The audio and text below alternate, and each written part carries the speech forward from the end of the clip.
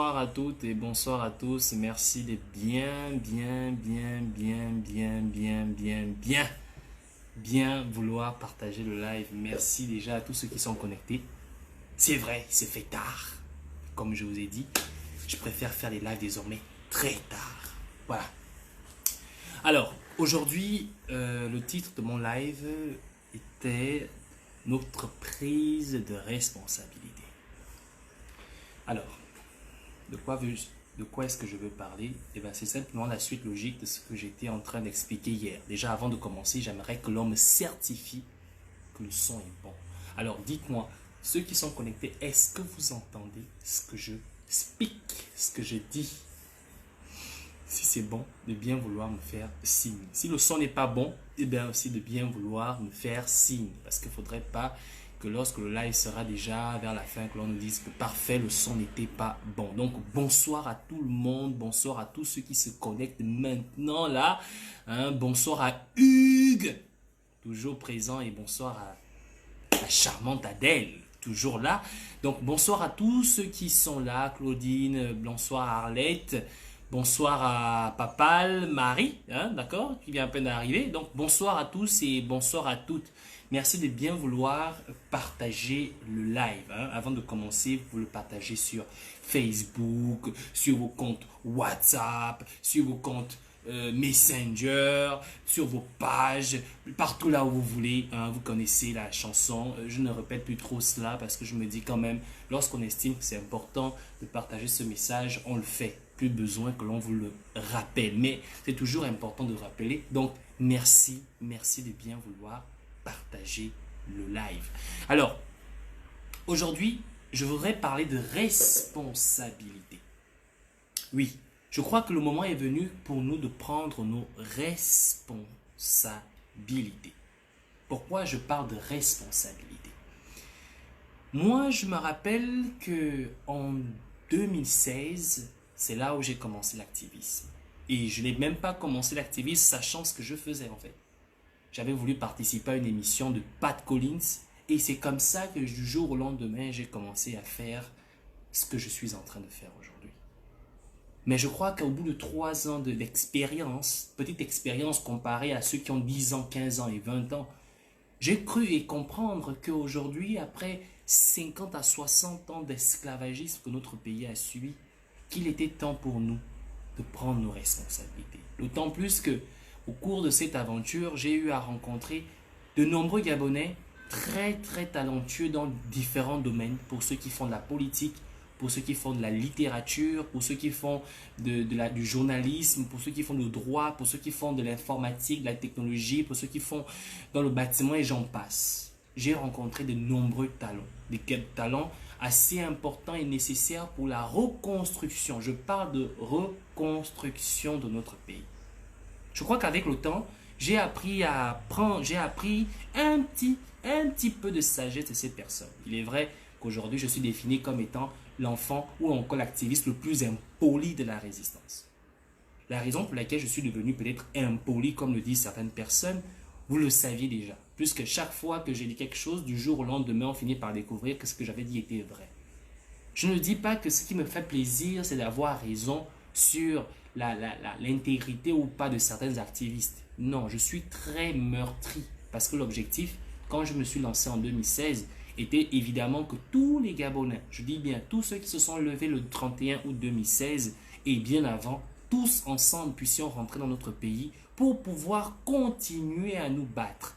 Adèle, tu laisses mes lunettes tranquilles, sinon je te vire de mon live.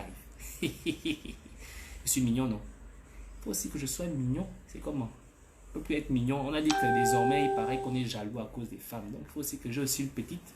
Peut-être je vais avoir une petite qui va me tomber, genre, qui va m'envoyer un message là. Mon messenger là ne sonne même plus. Depuis que je ne reçois plus les messages là, vraiment, devient inquiétant. Adèle, si tu veux même Adèle, toi, si tu peux même m'envoyer un message, je te donne mon numéro personnel. Bon, bref, revenons sur ce qui est important. Donc aujourd'hui, il n'y a rien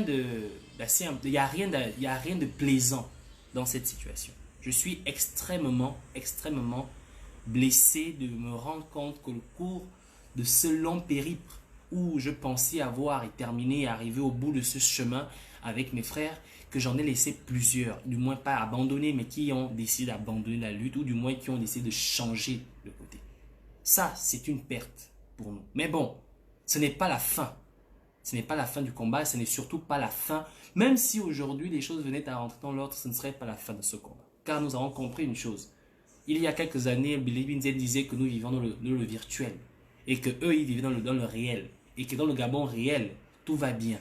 Tout est organisé. Tout va pour le mieux. Ils sont dans le train de l'émergence. Du jour au lendemain, nous avons vu que le virtuel a pris le dessus sur le réel. Et aujourd'hui, on compose désormais que à travers, par rapport à ce que pense le virtuel. C'est nous aujourd'hui qui faisons en sorte que des décrets soient pris. C'est nous aujourd'hui qui faisons en sorte que des enquêtes soient ouvertes. C'est nous aujourd'hui qui faisons en sorte que des choses qui autrefois étaient vues comme une forme de banalité deviennent nécessaires et importantes de traiter. Ce qui veut dire qu'aujourd'hui, du jour au lendemain, le virtuel est devenu réel. Et le réel est resté virtuel. Effectivement, parce que le réel qu'il prônait autrefois n'a rien apporté à notre pays. Au contraire, n'a fait que le détruire. Aujourd'hui, quand je parle de prise de responsabilité, c'est de voir, d'unir, hein, c'est de faire un appel général, global, d'accord, unique, vis-à-vis envers les personnes qui se sont investies dans ce combat. Aujourd'hui, il y a un événement qui est en train de prendre forme. On parle du dialogue. Le dialogue, là, c'est très embêtant. C'est très embêtant. Pourquoi il est embêtant? C'est embêtant parce que nous ne nous sommes pas préparés pour réellement faire en sorte que ce type d'événement, si nous venons à aller à ce type d'événement, nous puissions sortir vainqueurs. Mais il y a un autre gros problème que nous avons, qui pour le moment est très négligent parce qu'on se dit, il y a encore 4 ans avant que cela n'arrive. C'est 2023. Trop c'est trop, la caravane Trop c'est trop est allée aux États-Unis dernièrement. Beaucoup de personnes l'ont critiqué. J'ai pu avoir le briefing de ce qui s'est produit là-bas. Et je peux vous assurer qu'au niveau des États-Unis, les lobbies américains, ils sont fixés déjà sur 2023. Pour certaines personnes qui vont sur le plan, sur le front français, les lobbies français vous parlent aussi de 2023. Pas plus tard encore qu'aujourd'hui, j'étais au téléphone avec l'ancien ambassadeur de Turquie au Gabon, un monsieur que je connais personnellement, qui lui aussi m'a parlé de 2023. À croire que toutes les personnes vers qui nous pouvons nous tourner aujourd'hui pour avoir une véritable aide, une aide véritable à la situation du Gabon, tous sont orientés sur 2023. Ça veut dire que d'une manière ou d'une autre, quel que soit ce que nous revendiquons aujourd'hui, en jamais et pour rien, nous n'aurions gain de cause si ce n'est que à partir de 2023. La question, c'est de savoir, nous, activistes, qui comptons, nous, peuple gabonais, qui comptons encore sur l'aide extérieure, pour ceux qui comptent là-dessus, et que l'aide extérieure vous dit qu'eux, ils sont sur 2023, est-ce que vous vous êtes déjà préparé pour 2023? Non. Nous ne sommes ni préparés pour 2023, encore moins pour ce dialogue. Pourquoi nous ne sommes pas préparés pour ce dialogue? Je vais vous expliquer pourquoi. Nous avons aujourd'hui une façon très claire de nous exprimer, d'accord, sur les événements de 2016, après 2016, depuis déjà 60 ans et j'en passe. Nous disons trop, c'est trop. Nous disons que c'est fini. Nous disons plus jamais ça. Nous disons qu'il est temps que le peuple gabonais puisse se prendre en main. Et on nous parle de ce qu'on appelle les intérêts de la France. Pourquoi nous parle-t-on des intérêts de la France? Tout simplement parce que tout ce que nous souhaitions, tout ce que nous souhaitons pour notre pays, tout changement que nous voulons actuellement pour notre pays est conditionné par les intérêts de la France.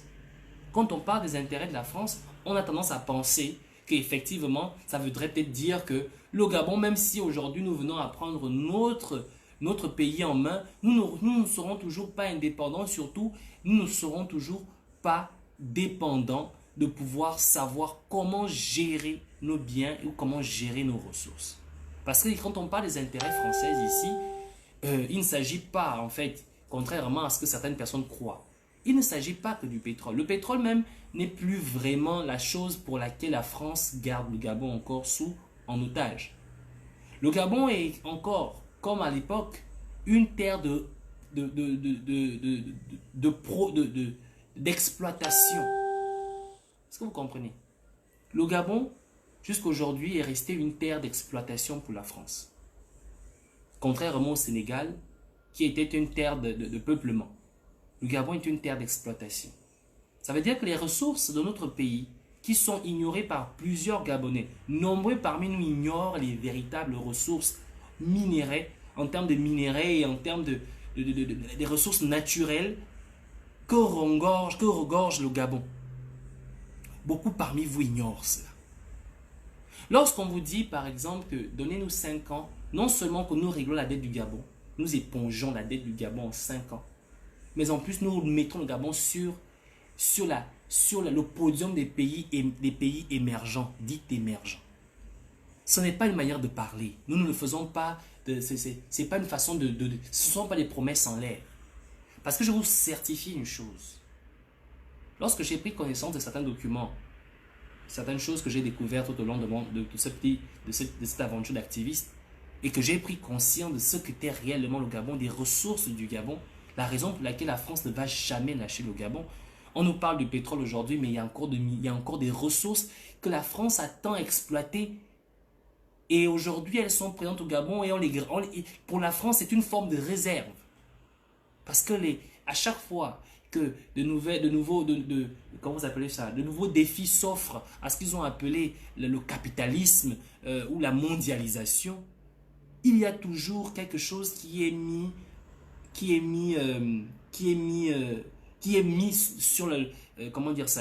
en valeur. Aujourd'hui, on nous parle du coltan. Le coltan existe depuis toujours. Mais c'est aujourd'hui que le coltan semble être le minerai par excellence. Pourquoi? Parce que nous sommes à l'ère de la technologie.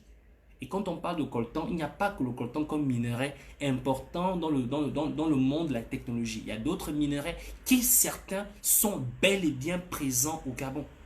Non pas exploités parce qu'on ne peut pas, mais pas exploiter jusque-là parce qu'on veut donner de la valeur à ces minerais. Lorsque certains minerais se feront rares à travers le monde, ces minerais se trouvant au Gabon, ils auront plus de valeur. Donc le Gabon est en quelque sorte une forme de réserve pour la France. Et c'est là où les choses deviennent intéressantes. Est-ce que ça veut dire que nous n'allons pas en profiter? Est-ce que ça veut dire que la France s'en est approprié? Non. Pourquoi la France parle de défendre ses intérêts? Pourquoi changer de régime sans l'accord de la France est un handicap pour la France? Eh bien tout simplement parce que si on changeait de régime sans pourtant que la France ne puisse contrôler ce régime, eh bien tous les accords qui ont été signés à l'ère de la colonisation sur l'appropriation de la terre du Gabon par la France, tous ces accords seront revus. Et la France perdra son droit de veto, vous comprenez, sur les mines ou sur les ressources du Gabon. Ces ressources qui ont été depuis si longtemps mises en réserve en espérant que lorsque le moment viendra où certaines de ces ressources seront rarifiées à travers le monde, ils auront plus de valeur. C'est la raison pour laquelle la France garde le Gabon en otage. Ce n'est pas pour le pétrole. Le pétrole, c'est fini. Mais il y a des ressources et des minerais que vous ignorez même l'existence qui sont présents dans notre pays et qui ont de la valeur. C'est ça en fait quand on parle des intérêts de la France, il s'agit de ça. Vous comprenez? Il s'agit de ça. Alors, la question est de savoir, donc, le Gabon a vraiment encore de la ressource pour pouvoir se lever? Oui. Le Gabon a vraiment de la ressource pour pouvoir payer sa dette? Oui. Le Gabon a vraiment de la ressource pour pouvoir oublier les 60 premières années de retard? Oui. Nous les avons. Et nous sommes arrivés au croisement de chemins. De soit nous nous prenons en main, nous prenons nos responsabilités, soit nous commençons un nouveau cycle de misère. ou lorsque ces ressources seront exploitées, notre pays, comme pour le cas du pétrole, notre peuple, comme pour le cas du pétrole, n'en bénéficierait pas. C'est de ce dont il s'agit aujourd'hui. C'est de ce dont j'aimerais vraiment que nous parlions. Il y a un dialogue qui se pointe à vue. Est-ce que nous sommes préparés pour ce dialogue? Si on doit aller à ce dialogue, comment est-ce qu'on doit se préparer? Déjà, nous n'allons pas à ce dialogue pour aller écouter quoi que ce soit. Nous allons à ce dialogue pour aller imposer pour ceux qui veulent aller ou pour ceux qui auront décidé qu'il faut aller. Quelles sont les conditions? Hier, j'en ai cité quelques-unes, mais au fur et à mesure, au cours de la journée, j'ai reçu plein de messages de personnes qui m'ont ajouté certaines conditions. Il y en a tellement de conditions. Vous comprenez qu'il y a une véritable volonté du peuple gabonais à s'exprimer sur ce qu'ils veulent de l'avenir de leur pays. Et ça, c'est très important. Très important. Donc, vous comprenez qu'il faudrait vraiment qu'à un moment donné, nous arrivons vraiment à apporter des réponses à ces personnes-là. Par exemple, je prendrai un exemple. Il y a une personne qui m'a parlé parmi les conditions, je prendrai une condition, mais il y a une personne qui a dit il faudrait aussi lever la poursuite contre tous les activistes. Bon, je ne savais pas que les activistes étaient poursuivis, bien sûr qu'on sait que c'est une réalité, par exemple. Une autre personne m'a posé une autre question qui était assez intrigante. Parmi les 3 conditions que j'ai posées, qui étaient, premièrement, une commission d'enquête indépendante, d'accord, suivie de l'arrestation immédiate, sans conditionner le jugement clair et limpide de Frédéric Bongo. Pourquoi je cite Frédéric Bongo? Ce que je veux faire comprendre à certaines personnes ici, c'est que au courant de entre le 24 octobre au mois de avril, sinon pour moi dire le mois de mai ou le mois de mars, ce que j'ai découvert concernant les événements de 2016 et après 2016, où Frédéric Bongo était impliqué, je vous assure que ça m'a permis de comprendre que cet homme ne mérite même pas la prison à vie. Il mérite d'être exécuté. Frédéric Bongo n'était pas cet homme qui faisait seulement peur ou quoi qu'il peut, non. Ce mec-là, c'est un vrai malade. C'est un psychopathe. Vous comprenez ce que je veux dire? C'est un psychopathe. Quand je dis psychopathe, c'est parce que je n'arrive pas à trouver le mot, un autre qualifiant en fait, un autre qualificatif. C'est un malade. Pour moi, certaines personnes qui disent que tu es un malade, ils voient ça comme une forme. Non, en fait, je dis que c'est pour trop, parce que je n'arrive pas à trouver un mot encore plus grave pour te qualifier. Frédéric Bongo est arrivé au stade où il a ordonné l'exécution des officiers gabonais. L'exécution des officiers gabonais. J'en parle pour certaines personnes qui ne prennent pas ça au sérieux parce que vous n'avez pas vu un document sur les réseaux sociaux. Mais je ne peux pas produire ces réseaux, je ne veux pas publier des documents qui peuvent nous servir devant un tribunal sur les réseaux sociaux. Je les garde. Au moment venu, je les sortirai. Frédéric Bongo est arrivé à ce stade-là où il a ordonné l'exécution des officiers gabonais. Exécution, je n'ai pas dit, non, je parle d'exécution, la mise à mort des officiers gabonais. Et je l'avais dit, je me rappelle dans mon retour, mon tout premier live lorsque je revenais, j'en avais fait allusion, j'avais fait un live spécialement pour lui. Vous comprenez un peu? Des Gabonais, de père et de mère, Frédéric Bongo, c'est un bâtard. Nous savons tous que c'est un enfant qui a été adopté. Aujourd'hui, parce que frère Dali Bongo a demandé, a ordonné qu'on exécute certains officiers gabonais. Et que cela devait se faire proprement, professionnellement. Il ne devrait laisser aucune trace. Je parle là, je cite les mots. Est-ce que vous comprenez? Ce n'est pas mes mots. Il ne doit y avoir aucune trace. Tout doit se faire de façon professionnelle. Ce sont les mots de Frédéric Bongo. Et il s'agit des officiers de la gendarmerie nationale, des officiers de la marine et des officiers de la GR. Les personnes qui avaient participé aux événements de 2016. J'en parle, personne n'en prend. Même quand j'avais parlé des armes qui ont disparu au niveau du gros bouquet, les gens ont pris ça comme un Congo ça. Mais je vous parle de quelque chose qui est sérieux. C'est-à-dire que quelque chose qui est encore plus grave que votre Kevazingo. Mais évidemment, je ne peux pas publier des documents parce que je me dis, quand on parle des choses sérieuses de ce genre, vaut mieux les présenter là où ces documents auront de la valeur. Lorsque vous ouvrirez un procès pour Frédéric Bongo, je vous apporterai toutes les preuves de ce que je suis en train de vous dire. Maintenant, une fois que c'est dit, d'accord? Une fois que c'est dit, ça fait partie des premières conditions. Donc, enquête indépendante des événements de 2016. Arrestation et condamnation de Frédéric Bongo. Ce ne sera pas arbitraire. Il y aura des preuves et des éléments qui vous seront à votre disposition pour ça. Et ensuite, dire la vérité aux Gabonais sur Ali Bongo. Nous savons tous qu'il est mort. Il faut que toi, mon corbecal, tu dises la vérité aux Gabonais. Et pour terminer, j'ai parlé de la libération pure et simple, sans conditionner, de tous les prisonniers politiques. C'est important de le dire. Mais ensuite, il y a une personne qui m'a posé une question très intrigante, assez houleuse. Parfait, tu as cité 3 conditions. Mais tu n'as pas parlé de la reconnaissance de la victoire de Jean Ping, m'a-t-il dit. C'est là où ça devient intéressant. Parce que, pourquoi je n'ai pas fait allusion à la victoire de Jean Ping?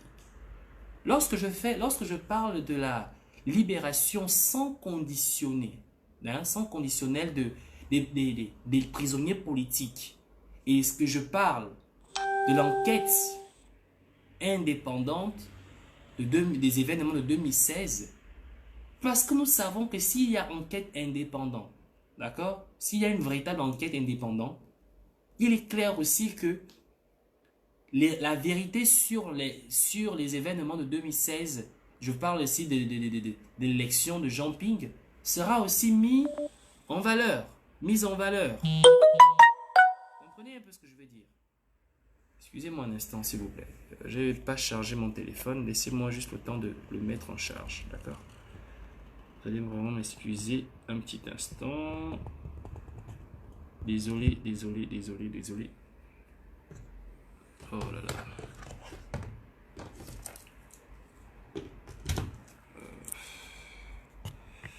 Excusez-moi. Est-ce que ça pourra le faire? Je vais essayer encore un peu plus. J'espère vraiment que ça pourra le faire. Je ne vais pas charger le téléphone. Voilà. Donc, espérons que ça pourra tenir. Voilà. Donc, par rapport à cette question, effectivement, si une enquête indépendante était mise en place et que la libération des prisonniers politiques était aussi mise en place, il est clair que la vérité des urnes sera aussi éclaircie. Nous avons un consensus en cours. Vous comprenez? Il y a un consensus en cours. D'accord? La Constitution prévoit que dans le cadre d'annulation de bureaux de vote ou qu'il y ait eu un problème dans des bureaux de vote, la Constitution prévoit que au sein de ce bureau, les élections soient reprises. Vous comprenez? Et ce consensus est en cours. Il est bel et bien d'actualité. Ce qui veut dire que, clairement, on peut relancer les événements de 2016. Et si on recompte, on ne veut pas recompter les voix, mais qu'on permet aux Gabonais de pouvoir voter dans les bureaux de vote qui ont été annulés, je crois que la victoire de Jean Ping sera largement totale. Comprenez? Mais, vous allez me dire que en quoi, comment il s'appelle?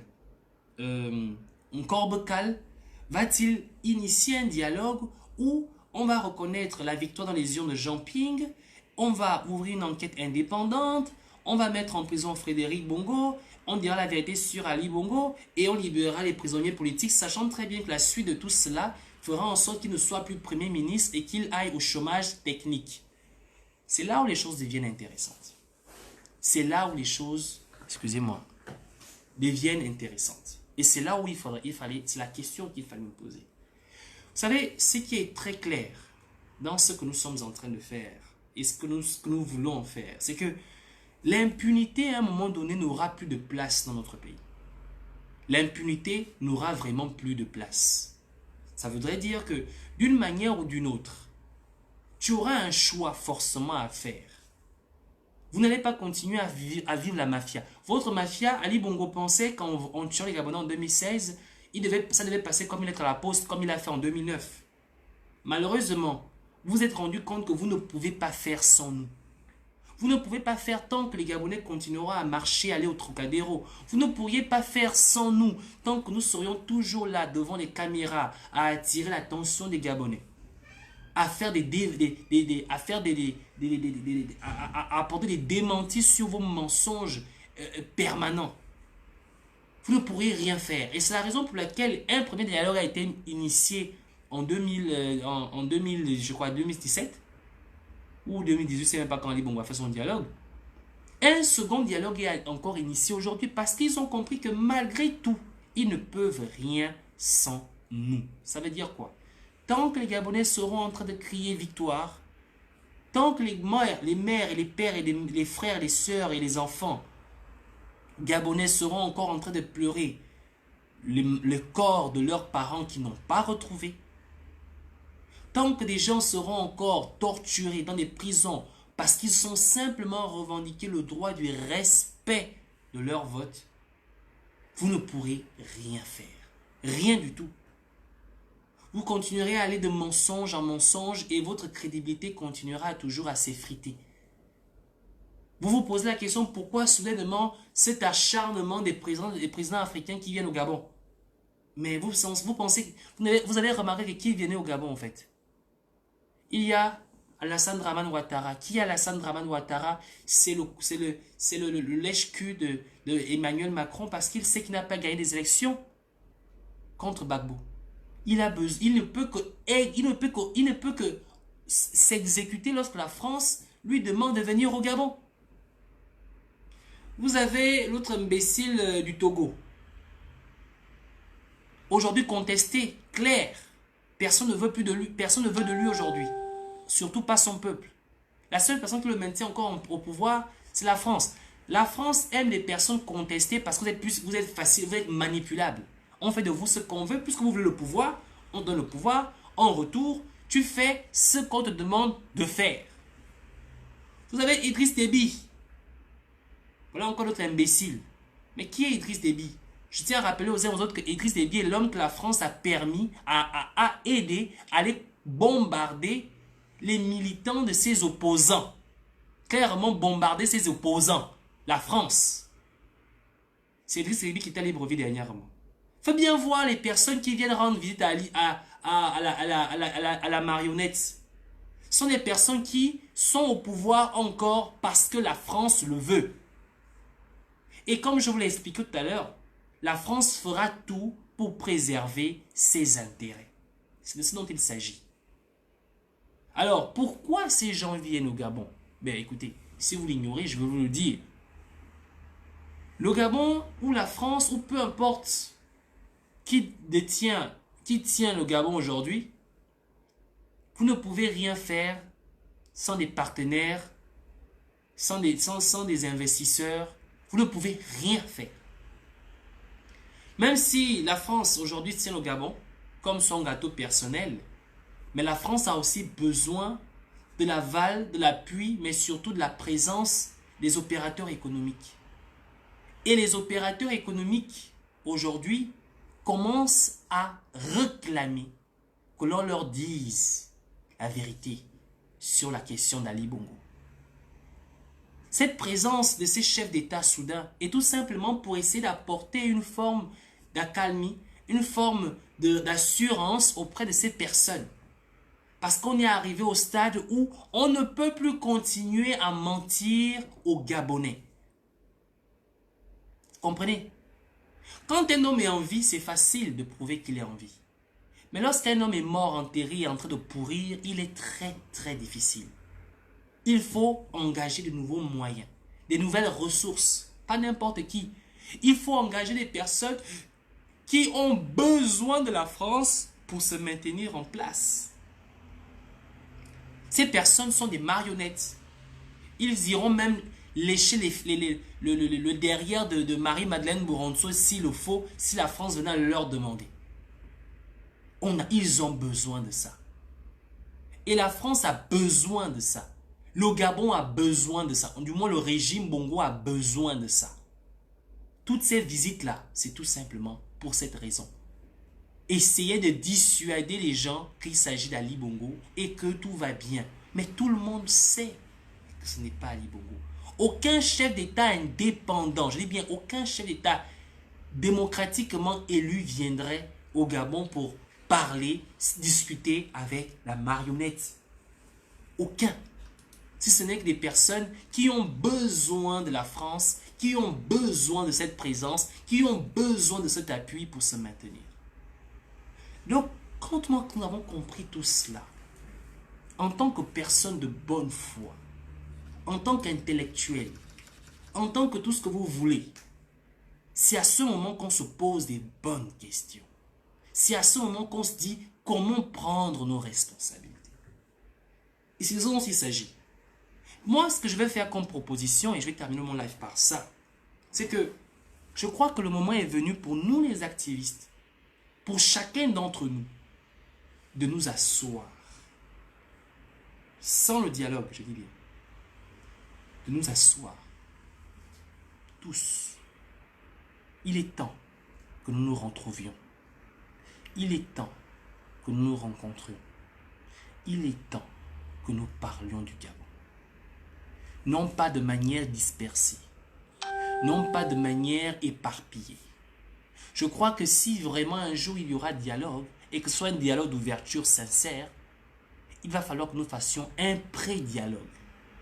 Il est temps que nous asseyions comme des personnes responsables qui estiment aujourd'hui être des pièces maîtresses pour la reconstruction du Gabon de demain. Il est temps que nous nous asseyions, que nous discutions et que nous prenions ensemble la décision ultime pour la suite de ces événements. C'est de ce dont il s'agit quand je parle de prise de responsabilité. Je ne parle pas de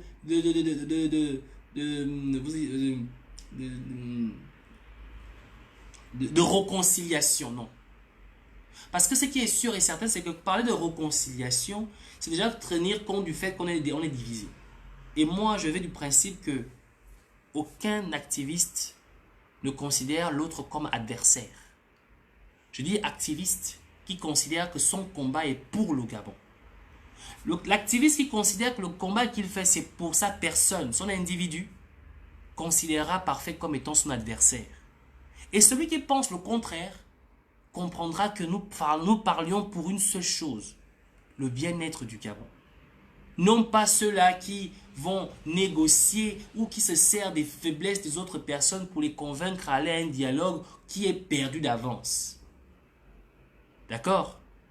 Donc, je parle ici de réconciliation, certes, mais pas vraiment réconciliation. Je parle surtout de prise de responsabilité. Je parle de franchise. Je parle de maturité. Je parle de projection. Je parle de l'avenir. Notre avenir et l'avenir de nos enfants. C'est de ce dont je parle. Je ne suis pas un grand connaisseur en politique ou en philosophie ou au langage de Molière. Mais avec le petit français que j'ai appris, que j'essaie de manipuler encore malgré le turc, ce que je vais vous faire comprendre, c'est que c'est nous qui allons reconstruire le Gabon de demain. Aujourd'hui, il est clair qu'aux yeux des Gabonais, dans le cœur des Gabonais, nous avons plus de crédibilité que ce système. Nous avons plus de crédibilité que ce pouvoir. C'est la raison pour laquelle aujourd'hui, ils ne peuvent rien sans nous. Ils ont besoin de ce dialogue. Si dialogue, on doit aller. La décision doit être consensuelle. Elle doit se faire avec l'accord de tous ceux qui se sont opposés depuis 2016 et bien avant. Si dialogue, on ne doit pas aller, la décision aussi doit se faire dans ce cadre-là. Mais avant toute chose, je pense qu'il est venu, le moment est venu pour nous de nous asseoir, de parler, de décider pour ce que nous voulons de l'avenir de demain, pour ce que nous voulons du Gabon de demain. Moi, je suis prêt à aller là où la réunion, si on me dit que la réunion aura lieu en Chine, je vais me débrouiller pour aller en Chine. Si on me dit que la réunion aura lieu aux États-Unis, je vais me débrouiller, même s'il faut que je passe par les pirogues, j'irai aux États-Unis.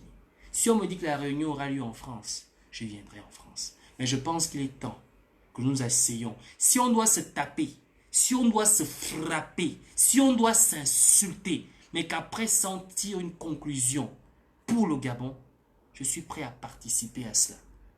Mais les histoires d'aller individuellement parce qu'on va chercher à servir ses intérêts personnels, je ne suis pas d'accord.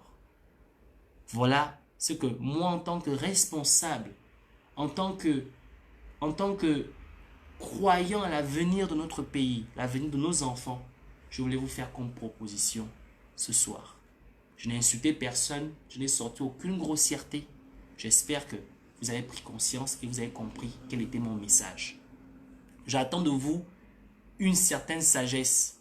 Je ne suis pas aussi sage que vous, mais j'attends de vous que vous me disiez si je me suis trompé.